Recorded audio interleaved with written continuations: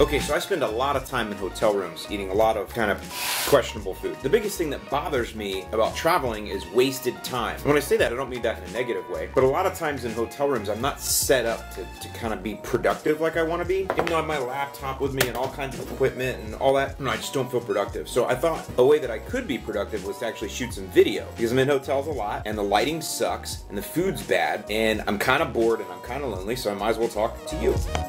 And we'll call it Hotel Talks. And so today what I want to talk about is conversion rates. And I'm talking about conversion rates on your website. You know, we've measured different things over the years. You know, back when I first started doing internet marketing, we just measured traffic. We didn't look at what kind of traffic it was, where it came from, who can drive the most traffic. Well, we've come a long way since then. Nowadays, though, because analytics are more advanced and because our targeting is more advanced, and just because we're better as digital marketers on the whole, a lot of us are now more looking at conversion. We care about those other things still, but really conversions are what we measure. And conversions are what I look at to understand and determine if I'm successful in my strategies. $30 for chicken wings and fries, and I get 2 ketchups. That makes no sense to me.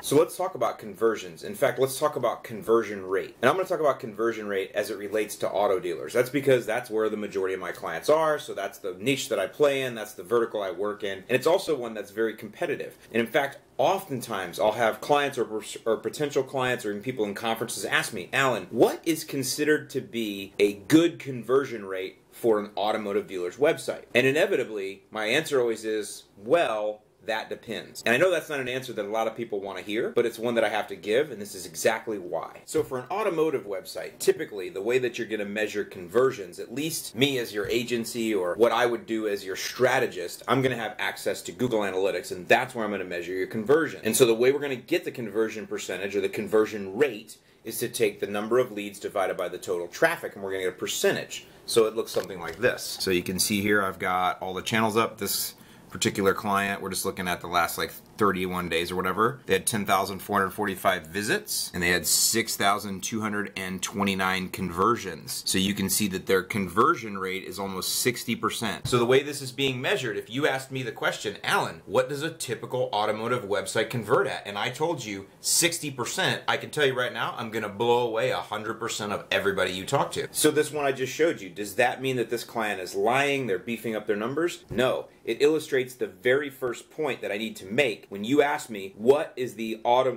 typical percentage that an automotive website should convert at, I have to first ask you, what are you measuring? You see, because not all companies, agencies, internet directors, internet managers, general managers, strategists, gurus, whatever, not all of them measure conversions the same way, especially in auto. So what I typically measure, if you give me a chance to set it up in the way we mostly do, is I'm just going to measure lead submissions. That's it. So that's typically if somebody submits a lead on a car, on a VDP, a vehicle detail page, right? And they say, I want more information about this car. I want the e-price. Please contact me. I want to schedule a test drive. Those are all typical, hardcore, good, solid leads that you're going to get. However, there's a lot of other things that are good to measure on an automotive website. For example, every time somebody visits your hours and directions page, that's a good thing to measure. That's a good thing to set up as a goal, because typically somebody that would visit the hours and directions page is probably looking to come see you. So that's an action that is indicative of a buying type behavior, looking at your hours and directions page. And so a lot of dealers, including this one I'm looking at here, they've got that set up as a goal, being counted as a conversion, thus inflating the conversion rate. I've also seen websites, and this is one of them here, that's set up to measure VDP views or vehicle detail page views. But is that truly a lead?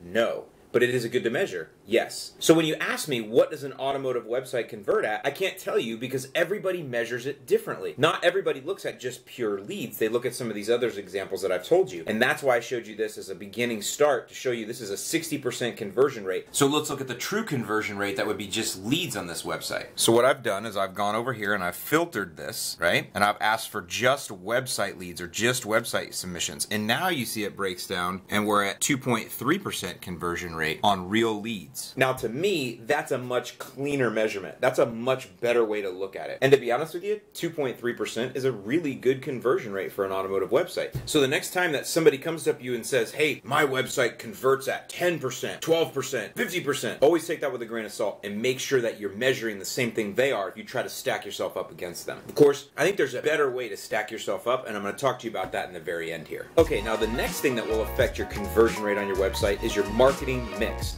So I'm going to use some extremes here to illustrate a point.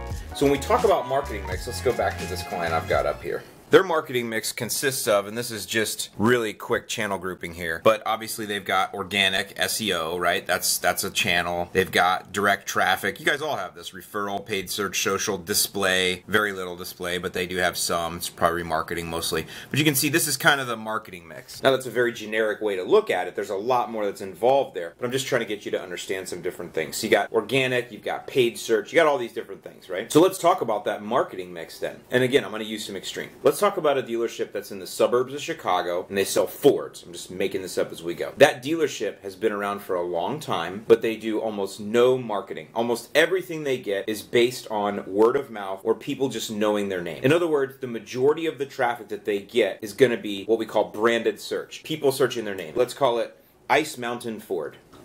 So Ice Mountain Ford, they don't do a lot. They don't run TV, they don't run radio, they don't run paid search, they don't run display marketing, they don't even really do any SEO. They're what some of you might call a dealership that's asleep. They're just sitting there. So that means that the majority of the traffic they get is, like I said, is a branded search. Somebody searching their name, Ice Mountain Ford, Ford Ice Mountain, or typically, let's say that they're in a city, let's say that they're in Naperville, Illinois. So people might search Ford Naperville, Illinois, or Ford Naperville, or Naperville Ford dealer. Why? Because they don't know the name Ice Mountain, but they know there's that guy I drive by every day over there in Naperville. So I'll search for Naperville Ford or Ford dealer Naperville. So if that's the majority of the traffic that he gets, he's going to have a lot higher conversion rate. I'll tell you why in a second. Let's put another Ford dealer somewhere up on the north side of Chicago, and let's say that he's different. He's been around just as long as Ice Mountain Ford. He's done a lot of good things, but he also is very aggressive, and he reaches out far and wide. And in fact, he's got big-time display campaigns going, reaching 30, even 40 miles away. Not saying I necessarily agree with that, but let's say that's what he's doing. He's running heavy TV, network TV, so that not only is he just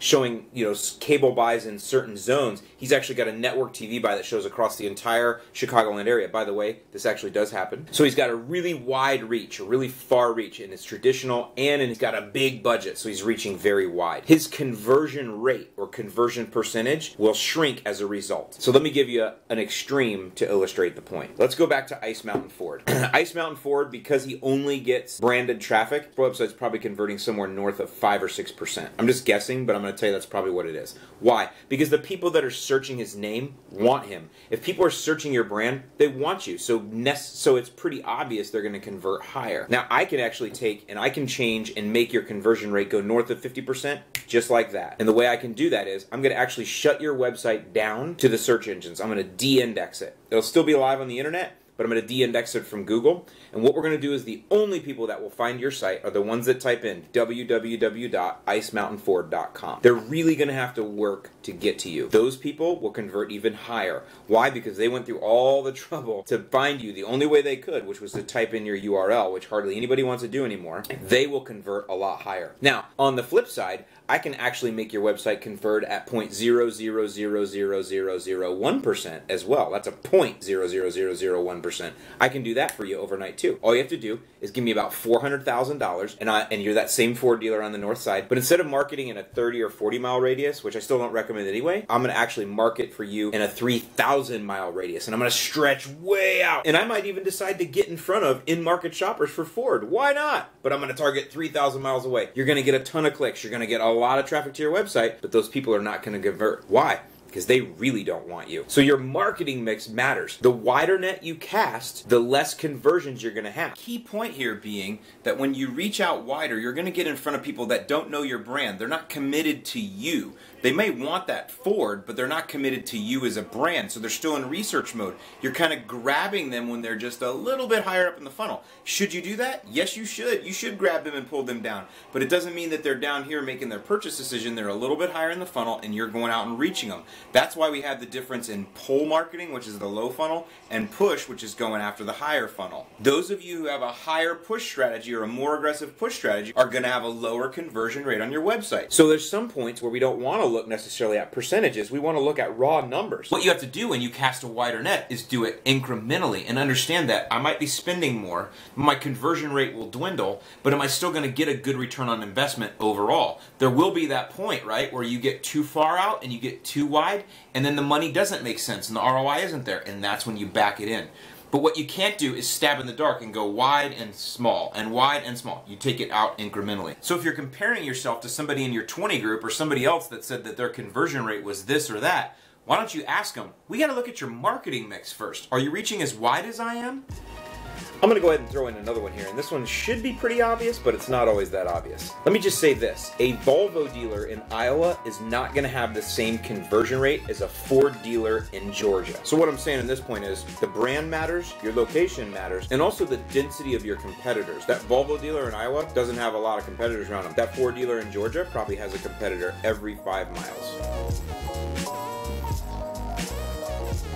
Alright, so this is one that's pretty interesting to me. And this goes back to the way that you use your website. I've noticed this in probably about 20% of the dealerships I work with, is that they actually use their website when people come into the dealership. Mostly that's going to be with credit applications. As you know, when you go to buy a car, you typically have to get your credit run, you know. So most dealers have an in-house process for that. But some, when a visitor walks in, they actually set them down in front of a PC, pop up their website, and they use the credit application that's on the website, and they say, okay, fill this out, and let's get this information started. I understand why you do that. It's easy. The website's optimized well. It probably works fast. It's familiar. People have already seen it. But that credit application on your website is actually designed to be more of a lead source than it is to be a tool once somebody's actually come into the dealership, what I would call a closing tool. So if you're using your credit application on your website for everyone that walks in, you can see how that's going to throw your conversions off. Because Google doesn't know if that's somebody that walked in or not, or if that's somebody that filled this out as an actual lead while they were sitting at home. So always keep in mind, again, when you're comparing conversion rates, do you and the guy or girl you're comparing to even use your website in the same manner?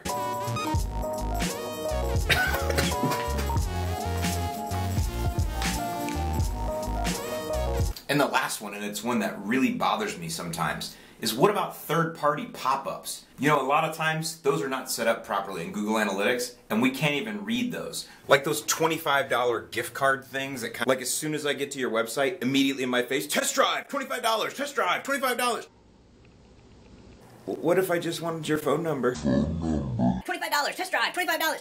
Anyway, those conversions typically take place on another website, and so it's really hard to measure those. Now, we can use Tag Manager to help track some of that, but I very rarely see that set up properly. And if you've got those $25 gift card pop-ups or whatever else is out there to make, you know, the bells and whistles that get in people's face and blink and flash and whatever. Test drive, $25, test drive, $25. The more of those things that you have on there, $25, test drive, $25. The more leads they will suck up, but the less we can see in analytics. So not all those conversions are always tracked. So here's how I like to look at conversions and comparing, because I know in the auto business and really in any hardcore driven sales business, we always do. We want to compare. How am I doing against the other guy? How are we doing? Compare, especially if you're in a large auto. But I once had a really wise boss. His name was Greg Lake, and he told me, he said, Allyn, stop comparing yourself to the other players. Make this more like golf, where you're actually playing against the course and not the other players. You're always trying to better your own score against the course, time after time after time. What the other players do doesn't so much matter. It's, are you getting better in your play? And I think that's a great way to look at it. Incrementally improve your own marketing, incrementally improve your own website, incrementally improve your own calls to action and your conversion rate optimization and all of these different things. Benchmark you against you against you. So I hope this has been good for you. This has been Hotel Talks, episode number 1. I'm Allyn Hane for Blogger Illustrated, and I'll see you in the next one.